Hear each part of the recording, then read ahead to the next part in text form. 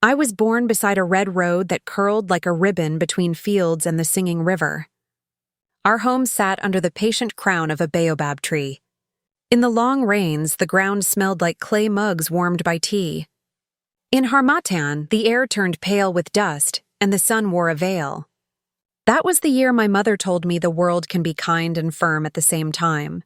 I believed her. I believed a lot when I was young. My name is Ada. My mother sold shea butter and soap at the market. She tied her goods in bright wrappers and called to customers with a voice like a bell. My father carved stools and mortar bowls. He worked with a short blade and long patience. He taught my brothers to sand wood until it showed its quiet. He said a good hand leaves no splinter. Our village woke with roosters and a handful of soft drums. Smoke rose from cook fires, thin and gray, floating like thread pulled from a cloth. Children chased pigeons. Goats nibbled, their bells catching the light. The river talked to us all day. It whispered against stone. It kissed our knees when we washed clothes. At night, frogs stitched the darkness with their song. I thought the sound would never end. I grew tall and strong and learned the work of women and the work of anyone willing to help. I fetched water and did not spill. I pounded yam and did not complain. I learned to listen so well that sometimes I heard what people did not say. On full moon nights, we gathered by the baobab. Elders leaned on staffs worn smooth by time. Stories walked from mouth to mouth. One elder liked to say, "The moon moves slowly, but it crosses the town." We nodded because we knew that patience is not sleep. Then came a day that changed the color of our house. It was during the yam festival. The tables were covered with new tubers like polished gold. Women wore wrappers bright as birds. Men laughed from deep in their chests. That morning, a line of men walked in from the west, steps even, faces set. At their center was Cade, the richest man in the district. He was not our chief, but people called him chief because he owned land, cows, and the press that squeezed oil from kernels by the bend. He wore white and a narrow smile that did not reach his eyes. He greeted my father with the careful warmth of a visitor who knows his coat will be taken and hung nicely. "Carver," he said, admiring a stool. "A fine hand," my father smiled without showing his teeth. "Thank you." Cade did not greet me. He looked at me the way someone looks at a path they will walk later. He gave gifts, salt in white sacks, cloth folded like secrets, a bundle of coins that clinked softly. He placed them in a circle on our floor. His men set them down with care, as if laying stones in a foundation. When he left, our house felt too full. My mother touched the cloth as if it might take flight. "Ada," she said, "you are of age. You are kind and useful. Chief Cade asked after you. He sent a word to us. He says he wants a wife who can keep a calm house and greet guests with a steady face." I stood very still. The sound of the river came into my chest and went out again. I could smell roasted yam and the cinnamon my mother had saved for a special day. "He did not ask me," I said softly. My mother's hands fluttered like birds seeking a branch. "This is how it is done here. The elders speak. The families meet. The young ones are guided. It is not unkindness. It is a way to keep a roof over heads." My father chewed his lip. He looked at his hands, thick with years of work, and said, "Cade brought grain when the rain failed. He paid the doctor when your brother's cough would not settle. He kept peace with the next village when their goats broke our fence. He is useful. He is also used to getting his way. Do you want me to marry him?" I asked. I did not raise my voice. I wanted our house to stay in one piece. My mother's eyes were wet. "I want a roof that does not leak. I want your brothers to learn their letters. I want you safely inside a strong wall. I do not want to count coins with frightened fingers every week." "Is it so wrong? What do you want?" my father asked, at last looking at me. I could feel the answer rise. Not fast, not hot, but sure. "I want to marry someone whose voice settles my heart. Someone who looks at me as if I were not a tool but a person. I want to build a house with respect. I want to work. I want a say." The room drew in a breath and kept it. The next market day, Cade returned. He sat on our stool without asking, as if it had always been his. He spoke to my father, not to me. "I will take care of your household," he said. I will open the way for your sons. Your name will be spoken in rooms where you have never stood." He smiled gently, an owner smiling at a horse that will fetch a high price. My mother spread a green wrapper at my feet. Her hands shook. "Stand," she whispered. "Just stand, my child, and let good fortune settle on your shoulders." I felt my heart tap like a drum under a cloth. I lifted my chin. "I cannot," I said. "I do not consent." The words were small compared to the room, yet they filled it. A bird flew from the eaves, startled. A pot in the next compound cracked as if echoing us. My mother's hand fell to her side. Cade's smile slipped for a moment, as if the mask had shifted. He looked at me then, truly at me. "You are young," he said. "Youth is soft clay. Elders shape it. I will return when the right voices have guided you." He left the gifts behind, the coins shining like eyes. The elders came. They spoke in the way elders speak, with stories instead of scolding. "A river does not refuse a small fish," one said. "It welcomes and life goes on." Another said, "A girl is like a calabash. You polish her and place her well." I listened and felt each word land on me like seed. Not every seed must sprout. When they finished, I bowed to their years. "I hear you," I said. "I respect you." My answer is still no. In the evening, my father took chalk and drew a square on the floor. He asked me to stand in it, not as a punishment but as a mark, a way to gather the air. He looked at me and then away. "You are my daughter," he said. "You are also stubborn, and stubbornness can be a goat that finds every hole in the fence. If you will not bend, you must leave before dawn. You will not sleep in this house again. You will take nothing that we gave you. You will carry only what you brought into this world, your breath, your body, your mind." My mother turned her face and wept without sound. When my father left the room, she pressed a small calabash of roasted groundnuts into my hand. "A mother's hand does not forget," she whispered, "even when a father's mouth must be strong." She tucked a small bar of soap into the fold of my wrapper. "You always liked to be clean," she said, and tried to smile, but the smile was a broken thing. I did not sleep. The stars moved across the roofline like slow travelers. I folded my wrapper so it would not snag.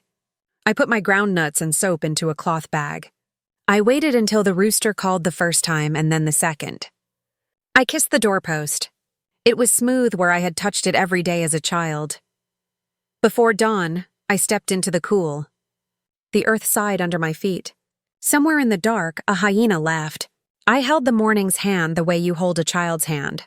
Firm, but ready to let go when it wants to run. The river was a dark ribbon. I knew every stone by shape. I walked the ford, careful and calm. A trader came by with a donkey cart, and the donkey's bells sounded like tiny rain. "Where to?" he asked. "Corin," I said. I had heard of Corin town. It was 3 days by foot or 1 by cart. People said the market there never slept, and a woman named Mama Tali taught girls to steady their hands and hearts. "You can ride," he said. "A road is kinder when it is shared." We moved through fields, past acacia trees that lifted their thin arms to the sky. The sun rose with a pink smile and then grew serious. At noon we rested in the thin shade and I let silence gather in my mouth. I did not want to speak badly of my parents, and I did not want to speak badly of myself. So I held my voice like a broom held upright, ready to work, but still. Corin smelled like fried dough and iron. The market called out, 1,000 voices weaving around each other. Cloth snapped in the wind. Spices warmed the air, pepper, ginger, cloves. A boy pushed a cart piled with gourds. Women with thick wrists measured soap by thumb width. It was noisy but not cruel. I stepped into it like a river with a careful foot, and then the other. I found Mama Tali in a courtyard shaded by a neem tree. A mortar the size of a small drum stood near the door. She was older than my mother and carried her age like a trusted basket, heavy, well-fitting. Her eyes were the color of wet earth. She looked at me the way a midwife looks at a woman about to speak her first labor pain, ready, calm, kind. "Why have you come?" she asked. "Because my heart is not a coin," I said. My voice did not shake. Because I want to be useful. Because I want to hold life with clean hands. She tapped the rim of the mortar twice with a spoon. The sound settled the space. Wash your hands, she said. Then eat. I washed, I ate. I slept that night on a mat that smelled of soap and sun. In the morning, work began. She taught me the names of herbs. Neem leaves bitter as warning, ginger warm as a friendly palm, guinea grains that comfort the belly. I learned to boil water until it rolled, to cool a fever with wet cloths, to measure a simple tea with patience. She showed me how to press a pulse with 2 fingers, not 3, and to count without letting worry steal numbers from my mind. She was a midwife, but she was also a teacher of peace. When couples quarreled, they came to her gate. She invited them into the shade. Sit, she said. Say your story once. No one interrupts. Then say it again, but this time, speak one good thing about the other person. You must find it. It is there. At first, people stumbled. The air was hot with pride. Then someone would say, he fixed the fence last week when I was tired. Or, she saved me a mango when there were only 2. The air changed. It became easier to breathe. Truth does not shout, Mama Tali liked to say. It waits. When the anger is done, it is still there. I would nod and tuck the words inside myself for a day I could not yet see. I learned to listen to many kinds of quiet. The pause between contractions. The hush after a baby's first cry. The way a person's breathing tells you when worry is pressing their chest. I learned to put courage into my voice without making noise. Breathe here, I would say during labor, pointing to the space between the ribs. Now here. I learned to be a steady wall for a woman to lean on when her body became an ocean. Some nights, when the market tired and the goats folded their legs, I sat outside with my face lifted to the moon. I thought of my parents. I imagined my mother massaging shea nuts into golden butter. I imagined my father's knife making long curls of wood that fell like feathers.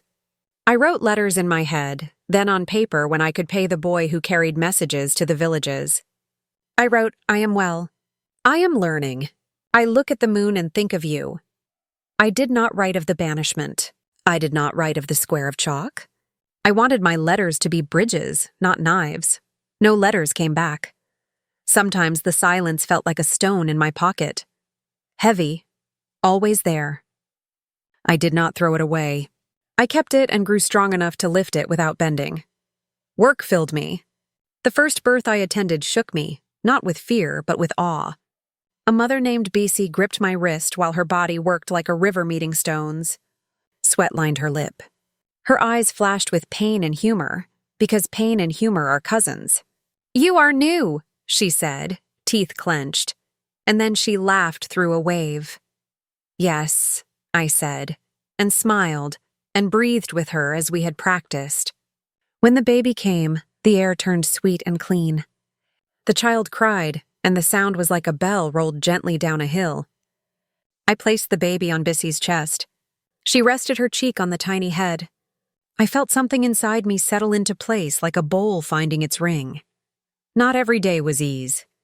There were coughs that would not leave and wounds that did not want to close. There were people who wanted magic where there was only medicine.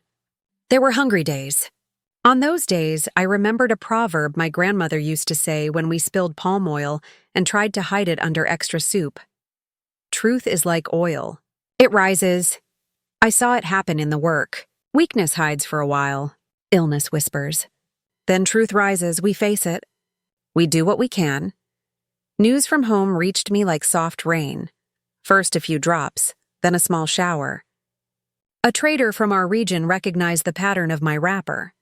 He said, "You are from the river village." I said, "Yes." He said, "They have work there now. The oil press keeps long hours. The river is not itself." He laughed a little and did not mean harm, but the laugh pulled a thread in my chest. Another time, a woman came to our courtyard with a child on her back. Her face looked familiar, but time had rubbed its thumb over her features. She had a small scar near her left eye. I remembered it from a day a goat bumped her into a pot when we were children. "Amina?" I asked. She blinked and then smiled like sunrise. "Ada." We held each other like sisters lost in the market finding hands. We sat, we drank water. We named names, so many names. She told me about births and weddings, about a boy who fell from a tree and then became careful as a cat. We laughed. Then she grew quiet. "How is the river?" I asked, because I could not hold the question any longer. "It runs," she said. Her eyes slid away. "But some nights the frogs are silent. Children complain of stomachs that turn. The water tastes like soap when the men wash the press yard, and like old oil when the barrels are rinsed." I set my cup down. "Does anyone speak?" "People have spoken," she said. "Cade says the river is big. He says the problem is the sky. He says the waste disappears as fast as a child's tears." She shrugged, small, tired. "But the well near your mother's house is shallow now. The old stones show their teeth. Your father's hands shake when he lifts a bowl." I breathed in and felt the air grow heavy and then lighter again. "My father's hands?" I asked, as if the words were new things that needed their meaning tasted. "They shake," she said. "He has worked too long with too little rest. Your mother rubs his wrists at night. She still sings while she cooks, but her voice sits low." I stood and walked to the gate, then turned around because I remembered my good manners. We talked about other things until the air felt like it could hold me. That evening, I walked alone on the edge of Corin. The neem tree whispered. The fields made soft shadow waves. Above me, the moon began its slow crossing.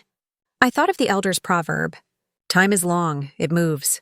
We move with it, or we stand and pretend not to move and feel foolish. Fear and love are both strong ropes. One pulls you back. One pulls you forward.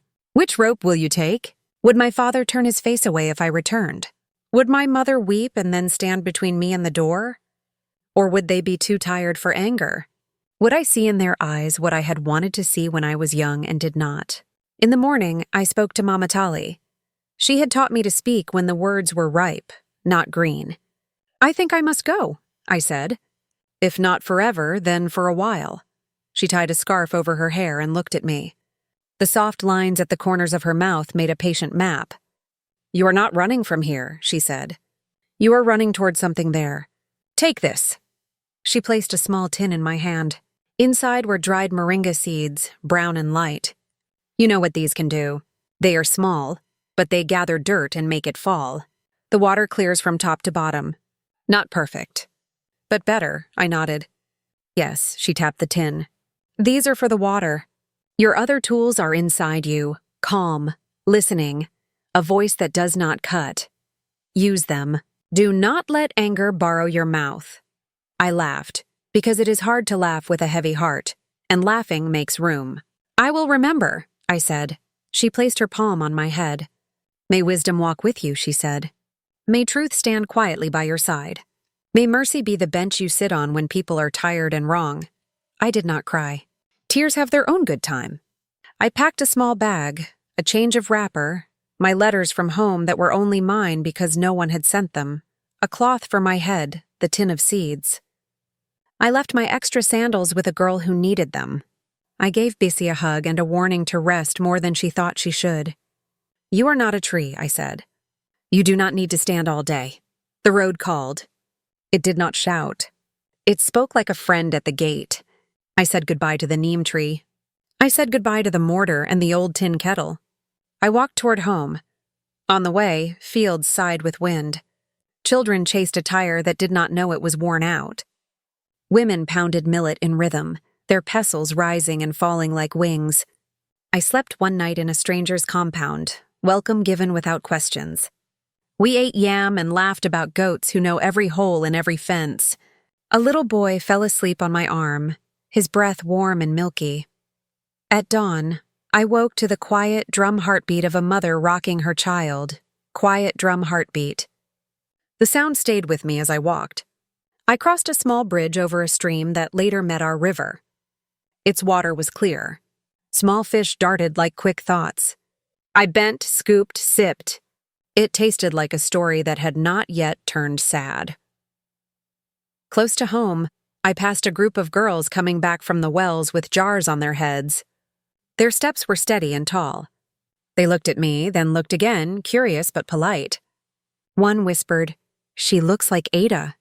Another whispered back, "Do not stare." I reached the edge of our village at midday. The sun pressed down with both hands. The red road blushed. The baobab held its place, stubborn and kind. My parents' compound stood as before, walls the color of cooked clay, the door a little more worn. The hibiscus dirtied the path with red petals. The mortar lay in its usual place, a loyal animal resting where it was told. I stood at the threshold and breathed. My feet wanted to move and wanted to be stones. I called softly, "Mother?" The word felt like a cup lifted to a lip that had been dry a long time. She turned from the cooking fire. For one beat, her face was every season at once: rain, dry, harmattan, flowering. She wiped her hands on her wrapper and then forgot that hands were supposed to be clean for embracing. We met in the middle of the yard. We held each other like two halves of a calabash that had rolled apart and found their join again. My father stood in the shade, carving knife in hand.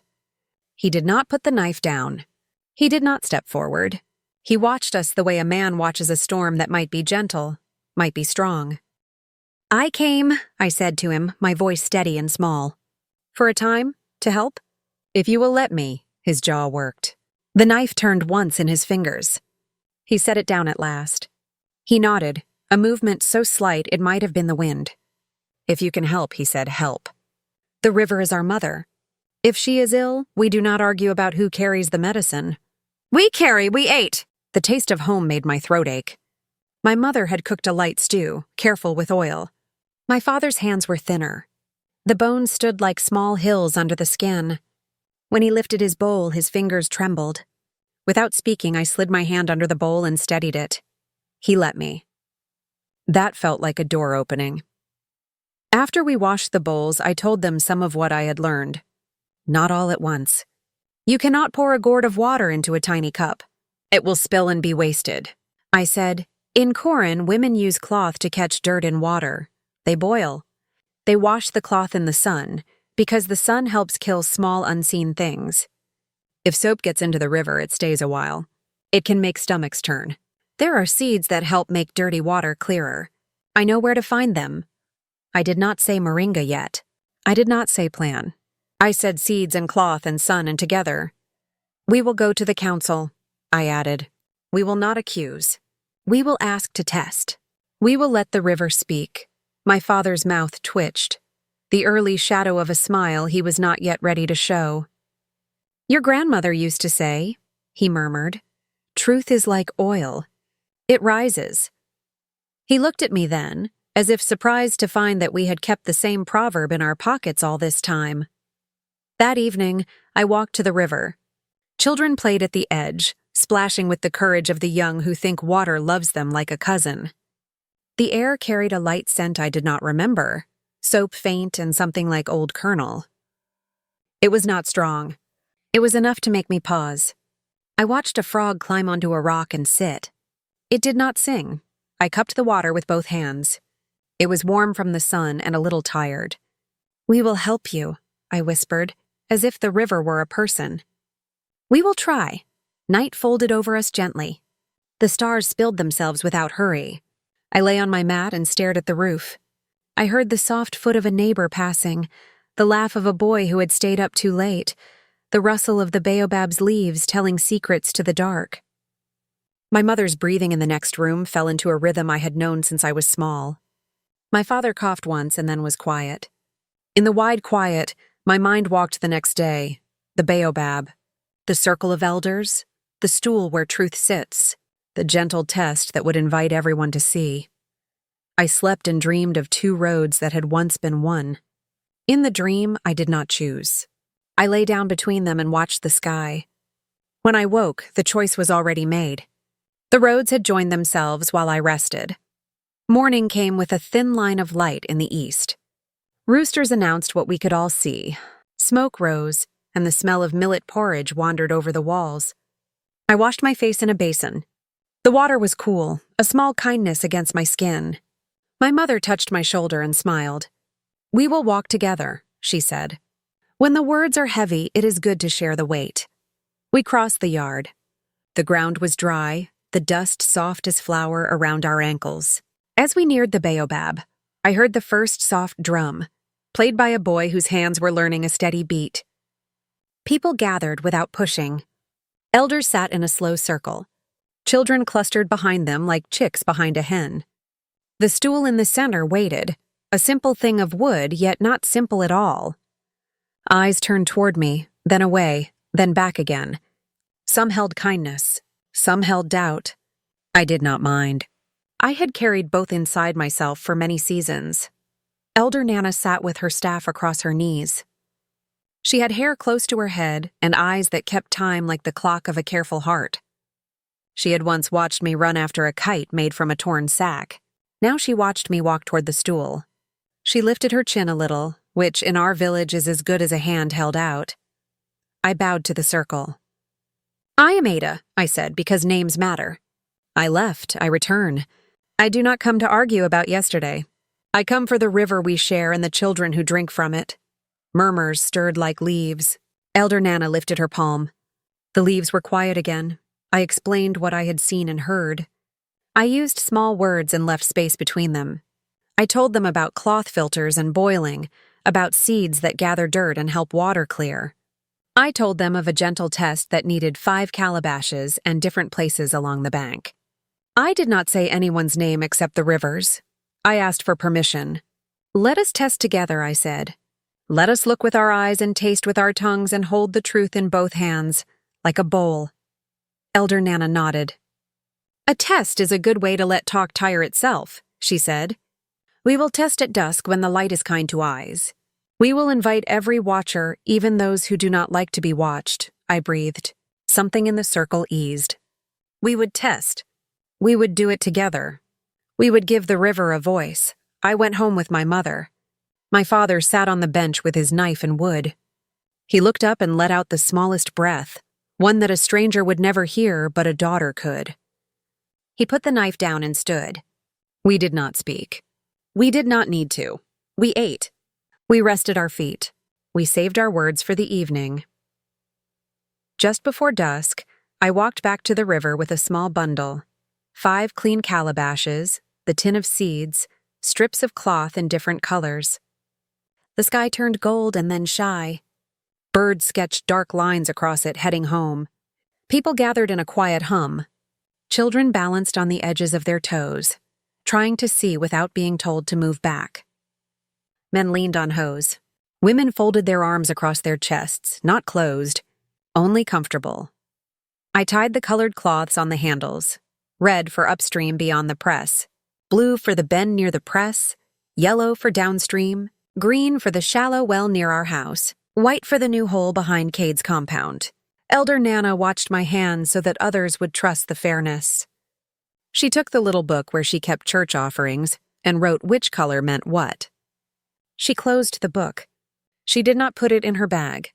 She kept it on her lap like a promise. I knelt and dipped each calabash. The water lapped my wrist, warm as a small animal. I set the calabashes on a flat stone. I opened the tin and took a pinch of crushed moringa seeds.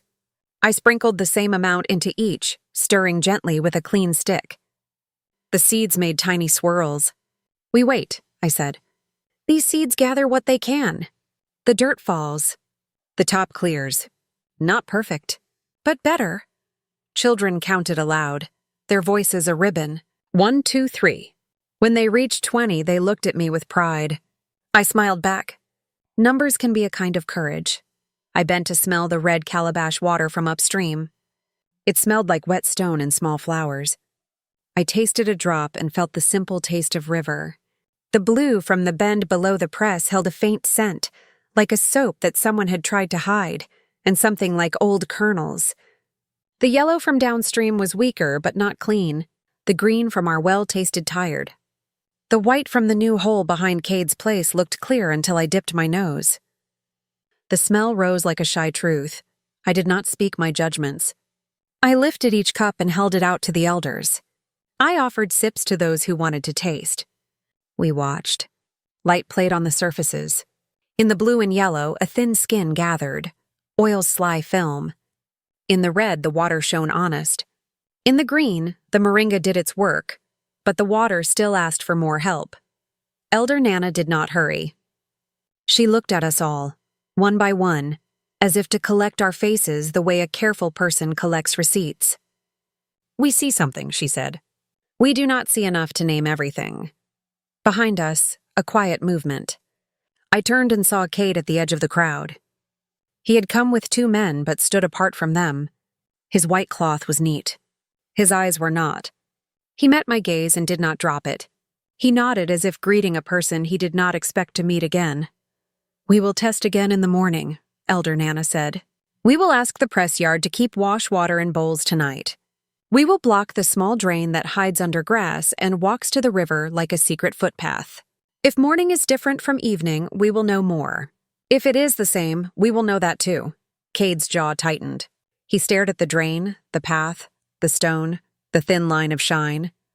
He did not speak to argue. He spoke to be seen. "Block it," he said. "If there is fault, we will find it on open ground." We carried stones. We sang like people who were trying to remember the words to an old lullaby. The work was not loud. It was steady. In the hush between the last stone and night, a frog spoke once, twice, unsure but brave. When I returned home, my mother brought a basin for my feet. The water was cooler than the air.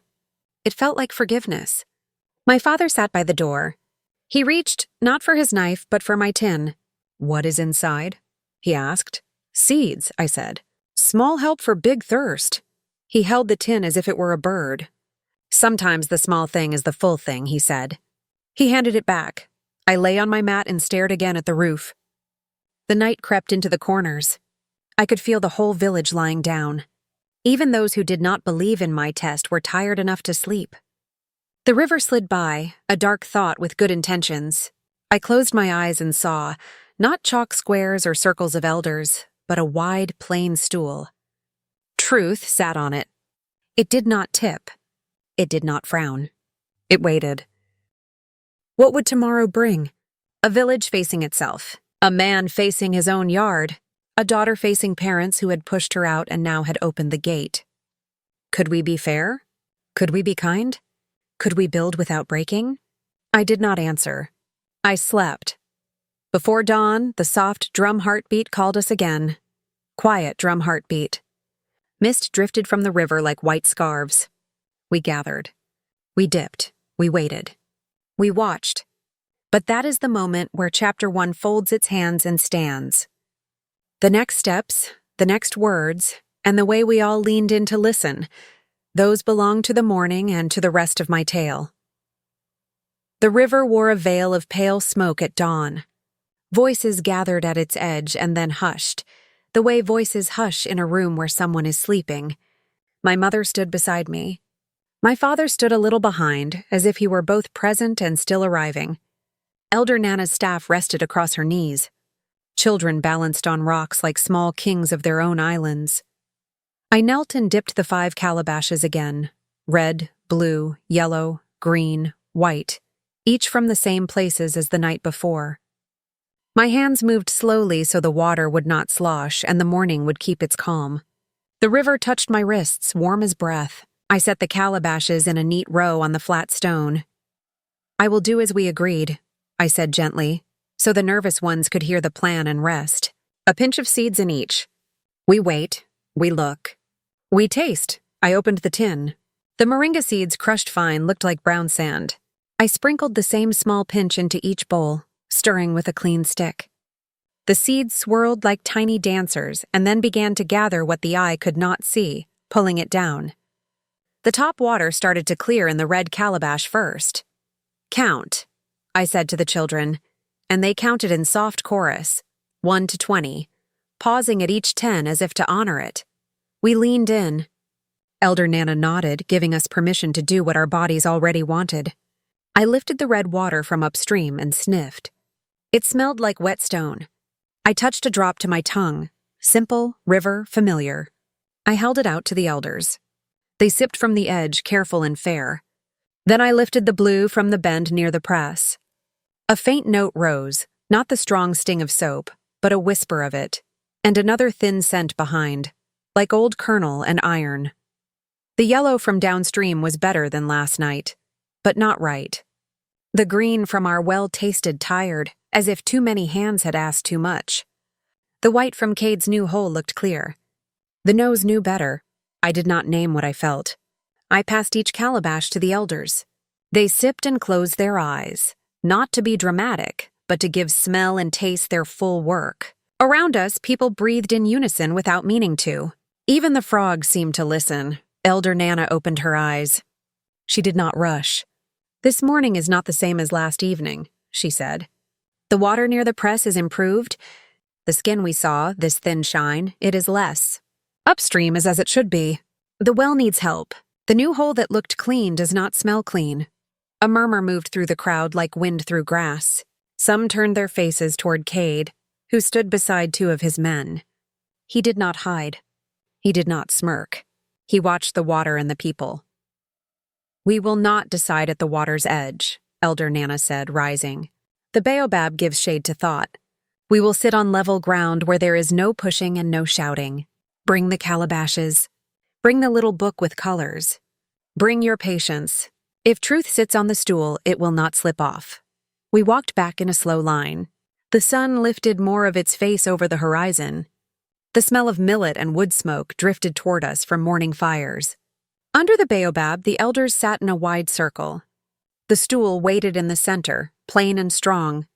I placed the calabashes on a mat by the stool. The children settled on their heels, ready to be still longer than any adult expected. Elder Nana motioned to me. "Ada, speak what you did," she said. "Not what you wish to be true. Only what your hands did and your nose and tongue learned." I told it simply. "We dipped at the same 5 places. We used the seeds. We waited. We smelled. We tasted. We saw a difference between last night and this morning near the press. We saw no difference upstream. We found the well still heavy. We found the new hole pretty to the eye but not to the nose." She nodded. "Cade, speak what you know," she said. He stood. He looked at the stool, not at the people. His voice was lower than it had been in my father's house. "My men wash the press yard at dusk," he said. "They rinse barrels. The water runs. I did not ask where the water goes after the sweep. I told them to keep the yard clean. That is what I saw. I did not walk to the back where the ground slopes. You know about the drain path?" Someone called from the edge. He turned his face toward the voice, not angered, only steady. "I learned about it last night when we walked together. Did you block it?" Elder Nana asked. "I told my men to bring stones," he said. "I carried 2 myself." A man near the back made a sound like a laugh trapped in his throat. "He carried 2, the man muttered. "And we should sing." Elder Nana tapped her staff once on the mat, not hard. "We will not poke the truth with dull sticks," she said. "We will not sweeten it either. We will look. We will decide." She turned to me. "Ada, show us again the seed work. But now, let there be 3 jars where the eye cannot trick us with surface light. 3 women will pour from 3 places, and only I will mark the bottoms. We will switch the jars. We will ask 3 to taste without seeing which is which." My heart lifted in quiet gratitude. This was fairness made with hands. I set out 3 clay cups and 3 covered jars lined with cloth. Elder Nana called for 3 women from different compounds, 1 from near the press, 1 from downstream, 1 from above the bend. They came, and in plain view, they filled the hidden jars at the river, each with a strip of cloth color tied, then brought them in. Elder Nana wrote the colors in her little book and covered the jars with fresh cloth, so only she knew which was which. She placed them in a row, then looked at me. I crushed a fresh pinch of seeds in my palm and shared equal amounts among the jars. We waited. Quiet drum heartbeat. The seed flakes sank, drawing particles with them. The tops cleared.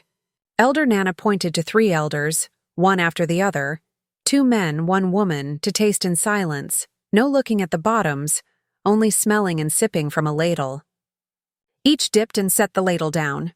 She asked them to point, without words, to the jar that smelled cleanest. All 3 pointed to the same jar, the upstream one, as her book would later confirm. She asked them to point to the harshest. They pointed to the jar from the bend, now improved but still not right. Downstream was in between. She opened her book and showed the page. The circle leaned in. A long sigh rose, not outrage, not relief, only the sound a body makes when it meets something steady. Elder Nana rested her hand on the stool. "Truth has come," she said. It did not shout. It waited until we made a seat for it. Now it sits. The press yard sent what it washed to the water. The water held it. Our children drank it. The frogs told us by their silence. The seeds told us by their work. Faces turned to Cade again. He lifted his chin a fraction. He could have hidden inside pride. He did not. "I am responsible," he said. "Not only for what I chose, but for what I did not think about. I did not ask where the wash went. I see it now." A hum of anger rose at the edge. A young man stepped forward, hands tight. "My sister has been ill for 2 moons, he said. "She throws up after drinking. She cannot keep yam. Are we to say a few pretty words and eat the same water?" My pulse quickened, but I kept my body still. Elder Nana looked at the young man as if she were looking at her own son. "Your anger is a good fire," she said. "Bring it close. Do not throw it. We will cook with it. We will not burn with it." She faced the circle. "Punishment fills the mouth fast," she said. "Remedy fills it for longer. We will design remedy today. We will design checks for tomorrow. We will measure more than our feelings. We will measure our work," she turned to Cade. "If your press runs, it must run clean. The wastewater must not meet the river. You will build a pit lined with brick and ash where the wash will go and sink into earth that can hold and change it. You will not hide the pit. You will show it to us. You will buy the brick and sand. You will pay the mason who knows how to line against seepage." Cade nodded, face tight, but the tightness now looked like a man pulling rope with both hands, not a man holding his nose high. "I will," he said. "Your men will change their habit," she continued. "No rinsing at the bank. Barrels must be washed in a place where the wash is caught. We will give them a week of teaching. Ada will lead it. You will pay the men during the teaching so they do not choose between learning and feeding their families." His eyes flicked to me, then away. "Yes? The well by the old stones is failing," she said, looking to the village. "That is our work, too. We will dig a borehole to a deeper vein. Cade will buy the pipe and the handle. The village will give days of labor. We will place the handle in the open square. We will not tie a rope around it at night. If I see a rope, I will cut it." Laughter, quiet but real, spread like sunlight through leaves. Even the young man with the tight hands smiled a little, his mouth remembering the shape. "We will listen to frogs," she added. "It is not foolishness. They are small singers of truth. We will walk the bank at dusk, 2 at a time, with ears and noses. Ada will show us how to make simple filters at home, cloth washed in sun, sand and charcoal between clay plates. Not perfect, but better." She looked at me. "You are ready?" "I am," I said. "But I need help." "You will have it," she said. "No one should be asked to hold a barrel alone." She raised her staff slightly, then set it down, sealing our agreement the way a thumb seals a letter in wax. "We will meet again in 30 suns," she said. "We will not trust memory to be kind. We will write. Cade will bring paper that shows what he bought, and we will bring names of those who carried stone and those who taught. We will taste water together again. The moon moves slowly, but it crosses the town. We will move like that moon." The circle exhaled.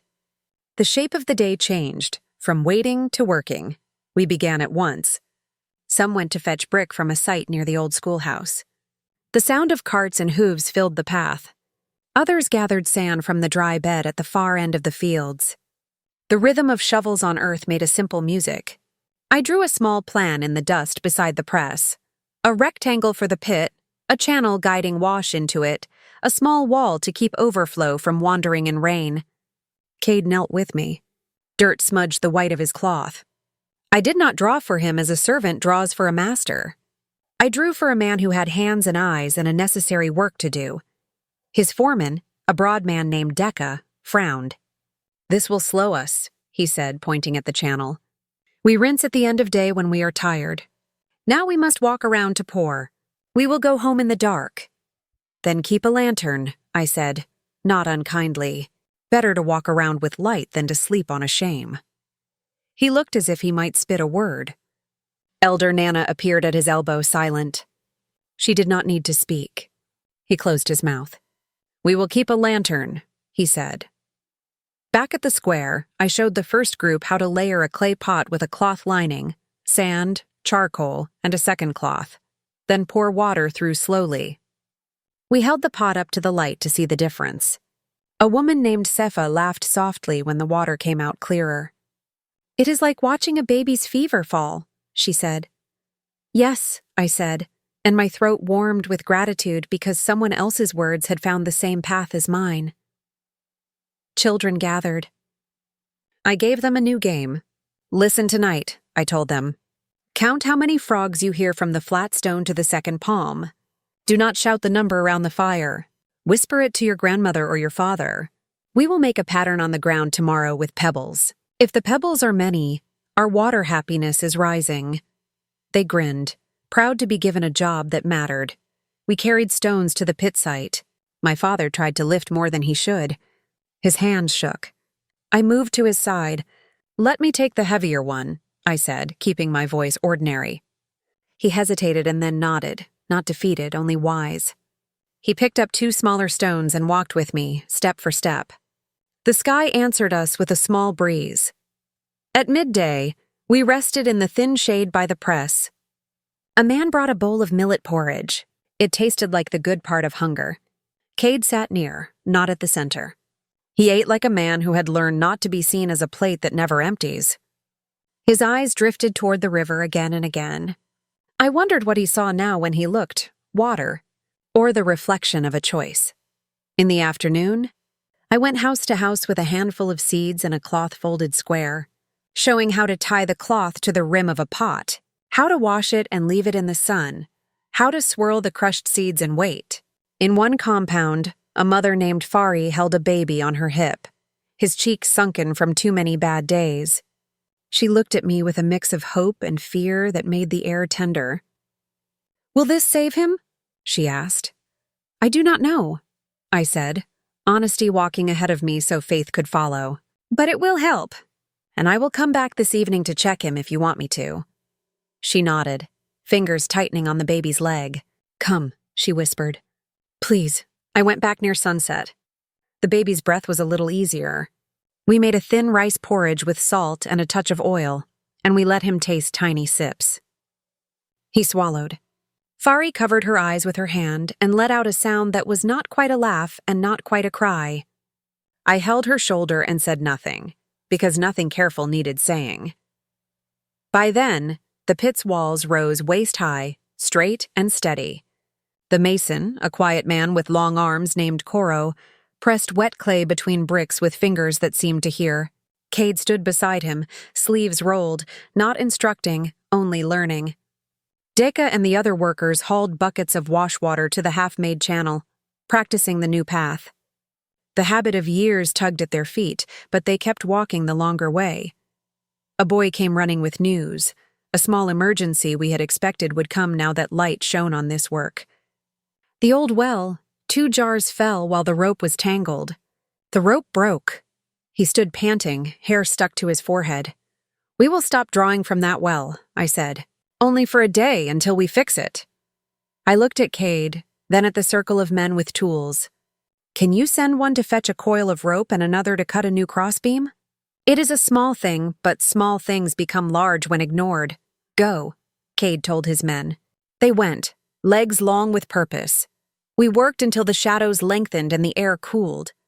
My back ached. My feet were dusted red to the ankle. I did not mind. Work with meaning is a blanket against pain. I sat with my mother on the low step by our door. She soaked her ankles in a basin. I massaged her feet the way I had learned in Corin for women late in pregnancy. Small circles, gentle pressure. She sighed and let herself be held. "You talk like your grandmother when you speak to the elders," she said. "Calm, full. Your words make a bench and people sit." I smiled. I remember how she used to say, "When the pot shakes, do not pour more. Hold it until it steadies." I try to do that with talk. She chuckled softly. I thought you were her granddaughter when you stood at the river today, she said, and then grew quiet. After a breath, she added, I am sorry for the day we were not who we should have been. The words lay between us like seeds we might plant or ignore. I held them gently and said, We will have time. We slept early. The village felt like a tired team that had pulled a heavy cart to a safe place and set the harness down. In the night, a light rain walked through, not long, just enough to wash the heat from the leaves. The frogs tuned their voices and sang a modest song, not the full chorus, but hopeful. Children surely counted in their beds and whispered numbers into the ears of sleeping elders. In the morning, the men brought the new rope and crossbeam. The well for now was safe again. The pit grew deeper and took on a shape that looked like care made visible. We lined the bottom with a thin layer of ash. Koro explained slowly why the ash mattered. It helps keep smell down, he said. It gives the waste a bed that can change it before the earth receives it. He did not use hard words. He used patient words. We nodded, understanding and grateful. I gathered the first group of press workers by the newly cut channel. Show me how you rinse, I said to Decca. He reached for a barrel and made the motions, water sloshing against the staves. Now pause, I said. Look, when you dump the water here at the channel, see how it flows toward the pit? If you dump there, I pointed toward the open ground, see how it finds its own path down the slope? We will lay a low wall here to make the choice easy. Let the work help your body choose right. Tired minds need kind paths. He nodded, the edge in him softening. Tired minds need kind paths, he echoed, as if trying on a new proverb for fit. We spent the midday in the square, and I taught about cloth and sun. I showed how to wash hands before dipping into drinking water. A few boys snickered, but their mothers swatted them with eyes, and they stopped, not ashamed, only reminded. I gave the boys a job to draw a map of the river bend with charcoal on the ground, marking where the channel was and the pit. You are the ones who run fastest, I said. If a small child goes too close, it will be you who reach first. They stood taller, maps forming under their feet. After we finished, a woman stepped from the far side of the crowd, older than my mother, wrapped in brown cloth. I speak for the women who wash clothes at the bend on Thursdays, she said. We have done it since our mothers' mothers. Will we have a place? Yes, I said. We will mark a new washing place upstream, with a post to tie a rope in the water so you do not slip. The stones there are kinder. The tree gives shade. It is a little farther to carry, but the water will be better for your hands and for your children. She watched my face while I spoke, as if looking for a crack in my certainty. When she found none, she nodded. We will go where the water is kind, she said. Our backs can learn the new walk. In the late afternoon, Amina found me at the press yard. Her eyes were bright, and her scarf slipped back from her forehead in the old way. I heard you teaching, she said. You sound like a long road that does not frighten me. We laughed, holding for a moment the easy peace of our childhood. Stay by me tomorrow, I said. Help me talk with the younger ones. They remember your jokes. They will listen with their shoulders down. She agreed and rested her head on my shoulder for a breath. Small anchors keep us steady. That evening we met again under the baobab for a short check, not a long talk. We tasted the river water once more at the same places. It was still not as clean as the old days, but it had stepped closer. The frogs, as if they had rehearsed with us, offered a short chorus just as we lifted the ladles. Elder Nana looked around the circle and found the faces of those who had been angry enough to throw their anger like a stone. How is your fire now? She asked quietly. The young man spoke, hands open. It is still hot, he said.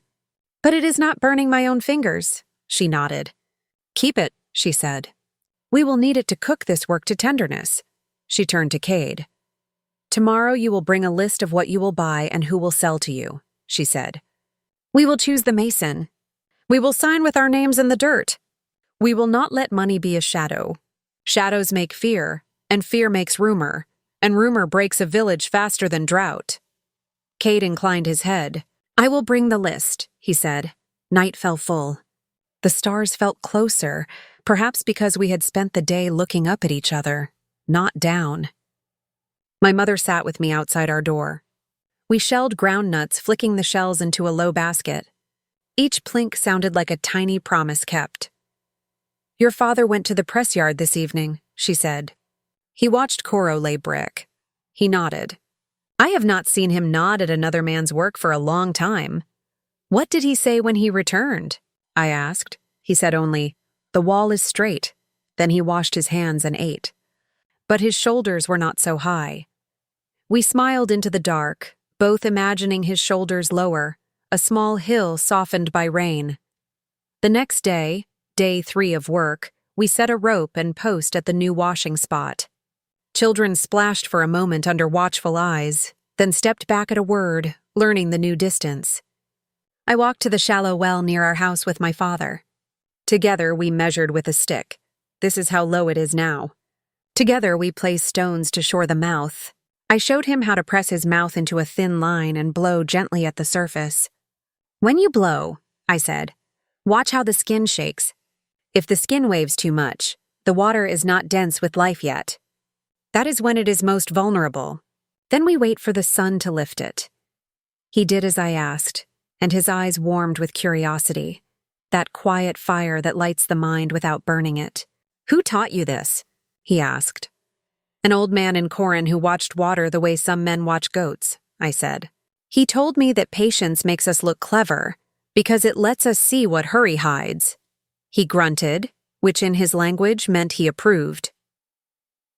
In the afternoon, Cade came to the square with a paper. He unfolded it with careful fingers.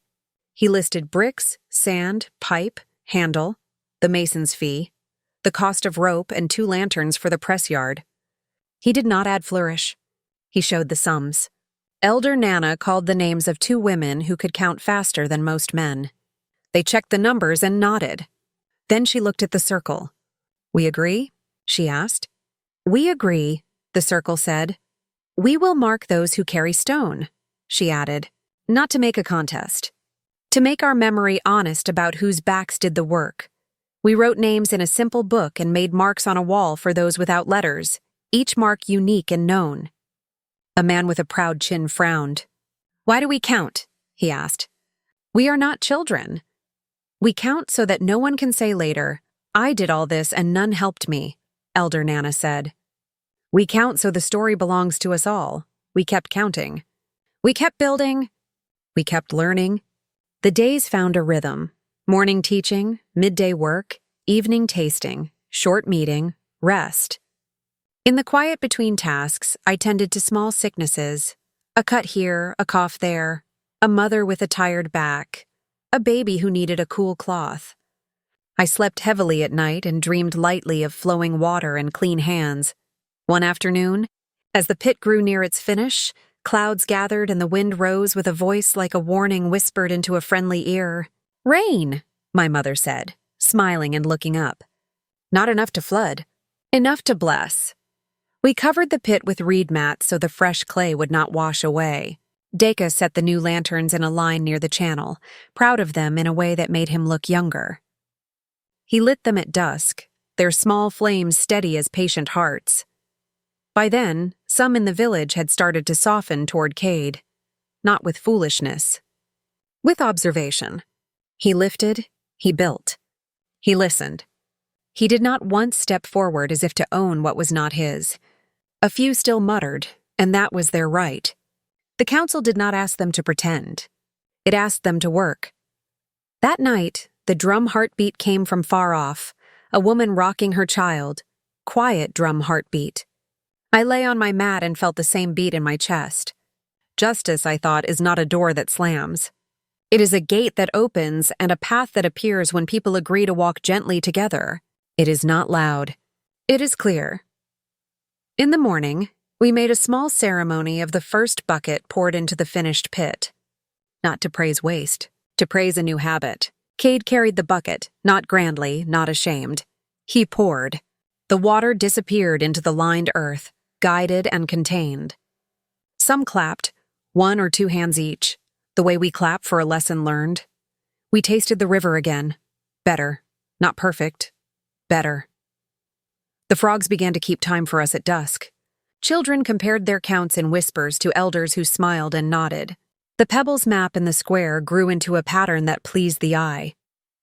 Late that day, Amina came with worry in her eyes.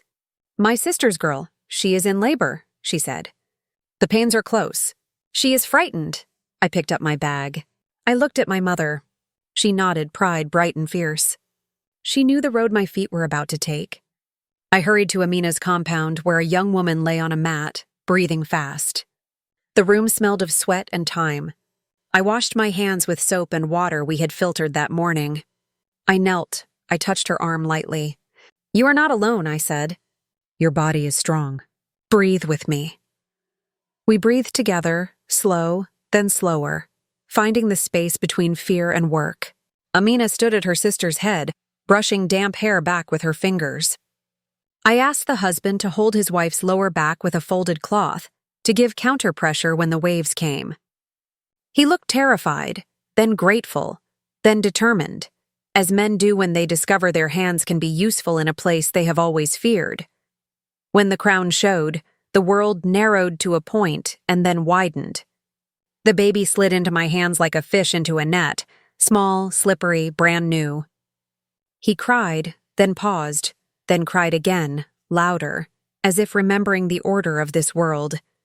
I placed him on his mother's chest. She laughed and cried together, her tears running into the baby's hair like a blessing. We cleaned and wrapped. We let them rest. Outside, under the late sky, neighbors waited with breath held. When they saw me smile and nod, their shoulders fell, a whole roof settling onto straight walls. I walked home in the blue light, tired and full. The river shone in slices through the trees. On the path my father waited, leaning on his stick, a shadow among shadows. He had never come to meet me in the path at night when I was a girl. He did now. He did not say, "Is it done?" He said, "How is the child?" And in his voice I heard a new plank placed in the floor between us. "He is loud," I said, smiling. "His mother holds him like a treasure she left in a safe place and then found again." He nodded. We walked the last steps together. At the door, my mother put cool water in my hands and pressed my fingers closed around the cup. "Drink," she said. "You forget yourself when you remember everyone else." I drank. The water was from the cloth and sun. It tasted of patience and work. We slept and woke to another dawn, and the work continued. On the 7th day, as the sun climbed softly, the borehole handle was fixed in place. We gathered around as a small boy, too small to lift a heavy jar, big enough to push with 2 hands, pulled the handle. The pump coughed, then cleared its throat, and clear water arced into the waiting basin. It caught the light. A cheer rose and then settled into laughter. Laughter is the sound of fear leaving a room. We took turns filling small gourds and tasting. The water was cool, a joy that traveled from tongue to chest. Cade stepped back and let the oldest woman in the village drink first. She sipped. She closed her eyes. Her face softened into the kind of smile that belongs to babies and those who have seen too much and still find sweetness. I turned and found Elder Nana watching me.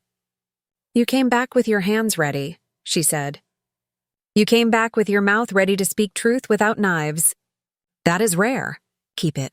"I will try," I said. The words were small and enough. We didn't stop. We would not stop. But we had something now that we had not held in many moons. A common rhythm. We had promised to meet again in 30 suns, to measure our work and our words. We had placed a law gently in our laps. No marriage without both mouths saying yes under the baobab, watched by neighbors and held by elders. We had not spoken it yet to the whole village, but it had formed in the air like rain forming in a cloud. I could feel it coming. The council would speak it in time. That night, we sat outside, the 3 of us, my mother, my father, and I. The crickets stitched the dark. Somewhere, a goat pressed its head against a fence and then decided against mischief. My father cleared his throat. "When I drew a square on the floor," he said, voice low, "I thought I was drawing a straight line to safety. I did not see that I was drawing a fence between us. I do not ask you to pretend it did not happen.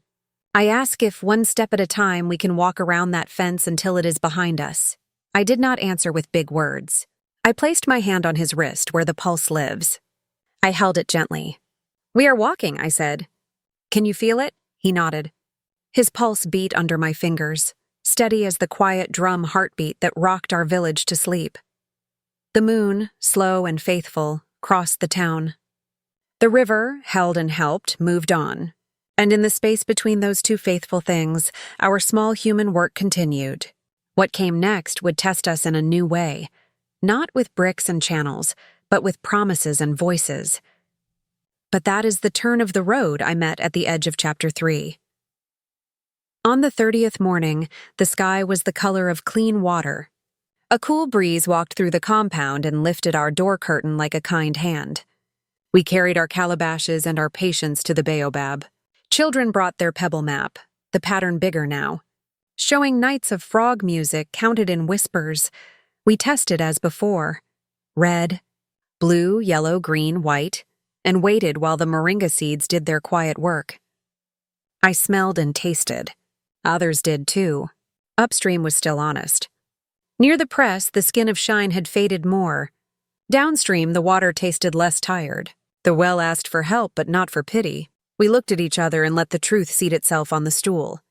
Cade unfolded a paper with numbers. He had written what he bought and from whom. Two careful women checked the sums. They nodded.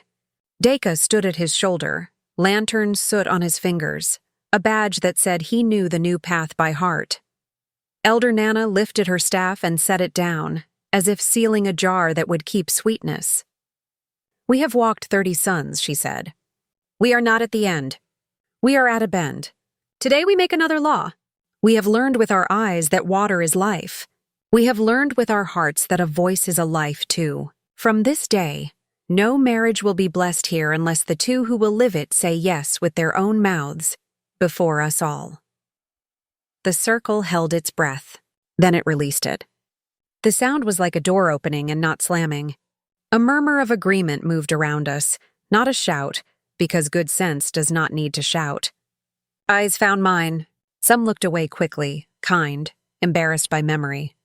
My father did not look away. He stood, clearing his throat.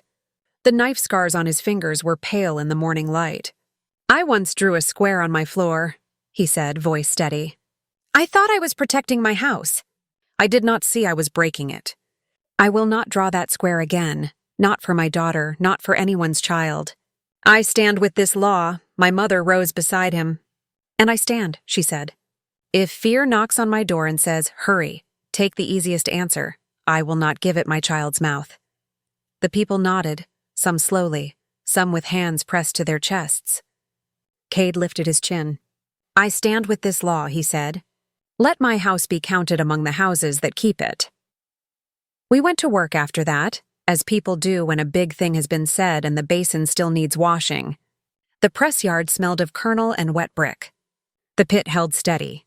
The lanterns were wiped and set ready for dusk. I walked the river bank, eyes on the waterline, ears open for frog notes. The world had the feel of a cloth pulled straight over a table, wrinkles smoothed, but still a cloth that would need tending every day. Near midday, the sun leaned heavy. The air turned thick as soup. I saw my father at the pit, lifting a stone bigger than his pride. Wait, I called, quick but not sharp. He did not hear. He was only a few steps from the edge when his foot caught. He stumbled, caught himself, set the stone down, and then stood very still. He raised his hand as if to wipe sweat, but his hand trembled in the air and did not reach his face. I was already moving. Papa, I said, catching his elbow. Sit, please. He tried to wave me away, stubborn as a goat that knows a narrow path. His eyes unfocused. In that heartbeat, his world tilted. We eased him to the ground in the shade of the press wall. Amina ran for water. I felt my father's forehead, hot. I pressed 2 fingers to his wrist. The pulse beat fast, a bird trapped behind a screen. His mouth was dry. He is overheated, I said, more to steady my own hands than to tell anyone news. He is dry inside. Is he dying? A boy whispered, tears making moons on his cheeks. No, I said, firm as a hand on a table. He is faint. He needs water and salt. He needs cool. He needs time. We moved carefully. We fanned him with a woven mat. We lifted his legs a little to help the blood remember where to go. I mixed a small drink, clean water, a pinch of salt, a spoon of sugar, stirred until it looked like nothing at all and everything needed. His lips were stubborn, but not as stubborn as me. Sip, I whispered. Just a little, he did. He coughed. He sipped again. My mother knelt beside me, one hand on his shoulder. Breathe, she whispered to him, borrowing my word and giving it back to me. In the shade, the air cooled. A breeze found us. Someone dipped a cloth in clean water. I laid it on his wrists, then the back of his neck. His pulse slowed from a trapped bird to a bird sitting on a branch.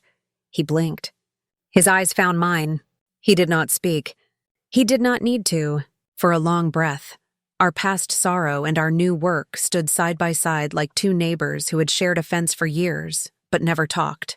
I pressed his hand and kept my instructions light. Sips, I said softly. Only sips. By late afternoon, he sat against the wall, not strong but himself. He took the cup and held it without shaking. He looked at my mother with eyes that said, "We have been foolish and lucky."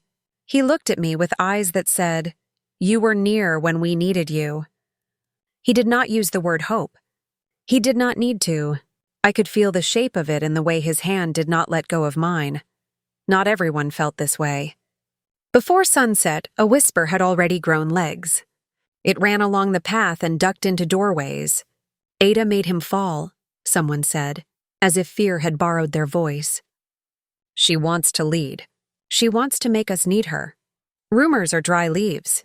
They light fast if you do not stamp them gently. I did not stamp alone. Elder Nana heard the same leaf crackle. She sent a runner to my house with a short message. Bring calm. Bring what you used. Come to the baobab at dusk. We came. My parents, Amina, Decca, others who had watched. The square was not angry. It was tight, like a drumhead that needed a careful hand. The stool waited. The lanterns made small suns in the soft dark. We will not chew a rumor and call it food, Elder Nana said, voice even. We will prick it and see if it leaks. Ada, bring what you used. I held up the cup, the small spoon, the salt, the sugar. I explained the steps like a woman telling a recipe she trusts with her child's life. He was hot, I said. He was dry. We cooled him and gave him sips. We watched his pulse. It was fast. It slowed. He woke. We will test with hands and eyes, she said. 3 men will lift sacks in the sun for the count of 2 songs. 3 will sit in the shade with work of the hands. We will check each person's pulse before and after.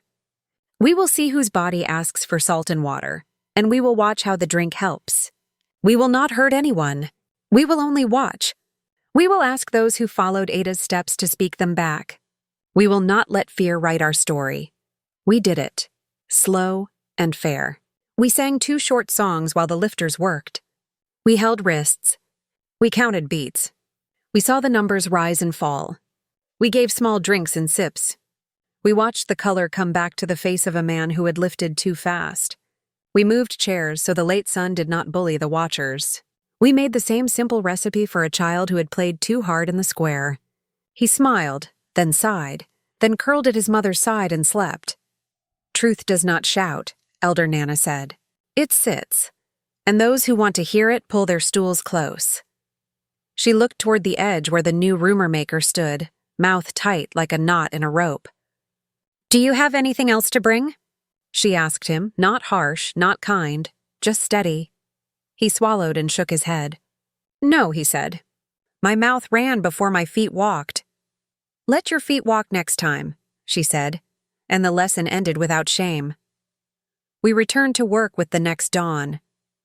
We did not avoid the place where my father had fallen. We walked by it and then over it, leaving no corner poisoned by fear. He stayed at home 2 days, following my simple orders with more obedience than I had ever known from him. Drink, rest, walk a little, rest again. My mother laughed and told him she liked this new student in her house. On the 60th sun, the sky held a light so clean it felt washed. We met under the baobab as we had promised. My father walked there on his own, steady as a man who had learned his limits and named them as friends. We tested again, red, blue, yellow, green, white. Upstream was peace. Near the press, the water carried only the light scent of stone and green. Downstream was almost as good. The well tasted better. The pebbles on the children's map made a satisfying trail. The frogs now sang like a choir nobody had hired, but everyone welcomed. Cade read from another paper. He had bought more brick than planned. He had paid the mason extra days. He had brought 2 coils of rope so we would not wait when one wore thin. He did not ask for praise. He finished and folded the paper as if putting away a shirt washed and dried and ironed. Elder Nana stood, and we all stilled. "We made a law about water," she said. "We kept it. We made a law about marriage. We will keep it too. Now we will speak it out loud so there is no confusion. Let the young come to the front, and let the old hear without thinking of the past only as a map for the future." She touched the stool. "No marriage in this village will be agreed upon without the 2 who will live it speaking yes, here, on this ground, with our trees listening and our children watching. If anyone brings gifts to bind a silence, those gifts will be given to the school, where all our children will use them for learning. If anyone tries to make a mouth say yes by fear, the council will stand between. Our daughters are not bridges to a man's storehouse. Our sons are not ladders for a man to climb. We will keep this like we keep our well." A hush fell, then a ripple of sound, the kind that happens when a room decides it has heard the right words. As if the river itself wished us to practice, a test case arrived in the same week. A girl named Nia, with bright eyes and a laugh like a bell, was promised by her parents to a wealthy trader from the next town.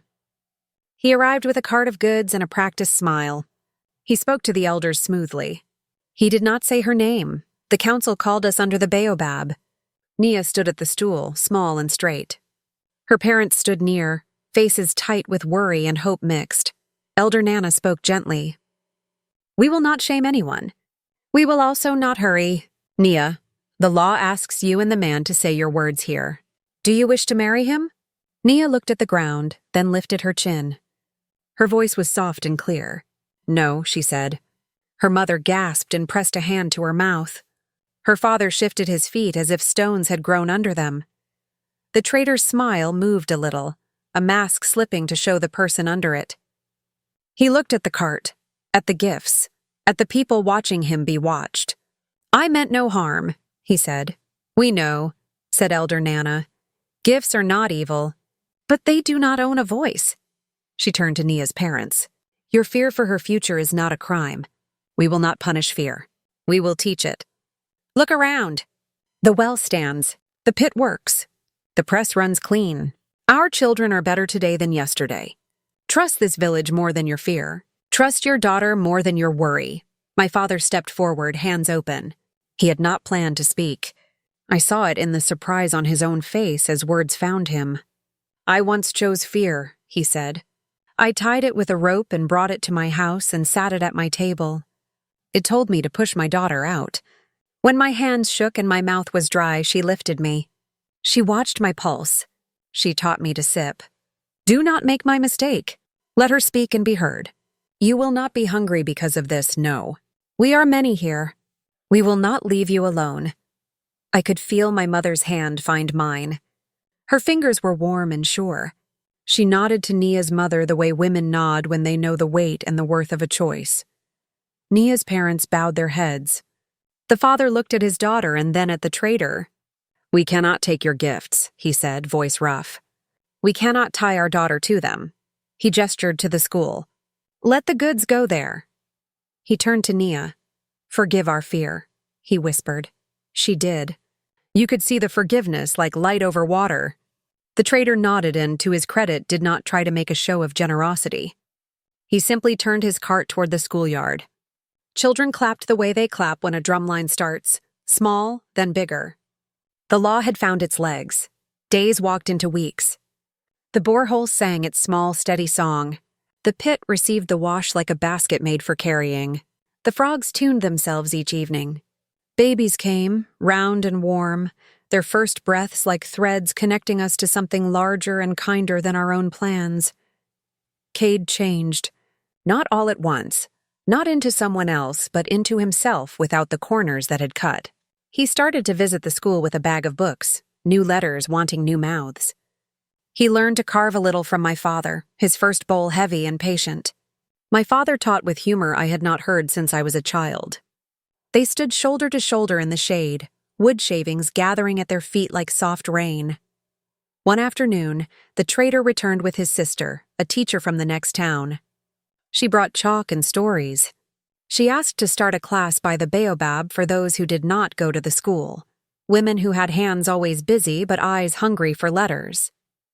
My mother went the first day, nervous like a girl. She came home with a letter A, drawn carefully on a scrap, and a smile that tired no one. In the cool season, Harmattan walked in, bringing dust like thin lace across the fields. We wrapped scarves over our mouths. We moved a little slower. The river carried less. We made sure the rope at the borehole was strong and that the handle was oiled. We measured. We taught again. We did not wait for trouble to come before making room for it, and on a day like a new page, my own life turned a corner with respect. I had chosen to stay. I had chosen to work. I had not chosen marriage. Then a man named Toma asked to sit with me in the square. He was a potter. His hands were always gray with clay, his nails rimmed with earth like small moons. His laugh was low and kind. He had been one of the first to bring sand to the pit, and one of the last to leave when we tested water at dusk. He did not shout his interest across the market. He did not send gifts on a cart. He brought a small cup he had made, uneven and lovely. He set it between us. "I do not ask to buy anything," he said, smiling at his own too serious words. "I ask to walk beside you." I did not answer then. I took his words home. I sat with them. I let them ripen. When they were sweet, I brought them back to him. "Let us ask under the baobab," I said. We stood there, not alone, never alone, because love lives best where it is seen and kept by many eyes. We said yes with our own mouths, not hurried, not loud. My parents stood near, faces soft with a pride that asked nothing and offered everything. Cade stood in the circle, arms folded, smiling without trying to be the sun. The children listened, serious and full of hope as children are when they see adults keep the promises they have made in words. Our wedding was not a festival that pushed out scents. It was a table set under the tree with bowls of stew and baskets of cola nuts and laughter that made even the quiet people join. We danced like people who know work will still be there in the morning and that joy is a kind of strength. Toma's hands held mine as if they had known my shape a long time and had been practicing for this day. When evening came, and the last bowl was washed and the last stool put back in its place, I walked with my parents to the river. The water moved like a long, calm thought. My mother slipped her arm through mine. My father stood with his hands behind his back, his old habit when he had to say something that needed walking a little. "I have no speech," he said, and smiled. Which was his speech. Only this. He reached into his cloth bag and took out a small carved bird. It was simple, almost plain, smooth from many thumb strokes. "I made it when my hands began to stop shaking," he said. "It is not beautiful. It is honest. It reminds me that even small things can learn to fly again. I want you to have it." I took the bird and turned it in my fingers. Its weight was the right kind of weight. The kind you feel and do not wish to put down. "Thank you," I said. The words were small and held everything. We stood there until the sky showed its first stars. A frog spoke near our feet, then another farther down. The sound stitched the dark into something that could cover us without fear. In the months that followed, I became the person people called for when the cough would not leave, or a cut would not close, or a new law needed a simple sentence. I did not wear a title. I wore a plain wrapper and a calm voice. People began to say, without ceremony and with truth, "Find Ada." My parents heard the words on days when their eyes were clear and on days when they were tired. Their faces would soften, not with pride only, but with relief. We had been saved by work and patience and each other. It is not a small thing to live long enough to see your wrong turned into right by the hands of the one you wronged, and by your own hands. 2. One evening, as the harmattan thinned and the first green showed shyly on the far bank, I sat with Toma outside our door. My mother shelled groundnuts beside us. My father sharpened a blade with slow strokes. A girl from the next compound ran up, breathless. "My brother fell from the mango tree," she said. "He is not bleeding. He says the world turns." I stood. My mother nodded, eyes holding the steady blessing she gave every time I went to help. "Go," she said. "We are here." I walked with the girl, the path red and soft under our feet. Behind me, I could hear the quiet drum heartbeat of my family at their small tasks, steady as ever. Quiet drum heartbeat. The world turns. It is its nature. Sometimes it turns us out. Sometimes it turns us home. If we build a bench for truth and sit there, not as judges but as keepers, the turning can be gentle. At the boy's side, I spoke the same words I had spoken 100 times. "Breathe, sip, tell me what you feel. We will make the room stop moving." He blinked, trusted, and the tilt in his eyes leveled. As the sky darkened, the river kept its song. It had changed with us. Hurt, held, helped, forgiving us as we learned to be worth forgiving. My parents sat together in the doorway, heads tilted toward each other, as if listening for a far sound only the two of them could hear. Perhaps they were listening for my steps. Perhaps they were listening for the past turn into the future. People ask me, even now, when I stand at the market with a bowl of cola or kneel by a mat to press a warm cloth to a child's brow, "Ada, is it true? Did you come back as your parents' only hope?" I smile because hope is a large word for small mouths. I say, I came back with what I had learned. They let me use it. Together we made a place where a girl can say no and still be held, where a man can say I was wrong and still be honored, where the river can run clear and the frogs can sing. If that is hope, then yes. It sat at our table. It drank from our cup. It rose like oil, just as my grandmother promised, and it kept rising until we could all see it.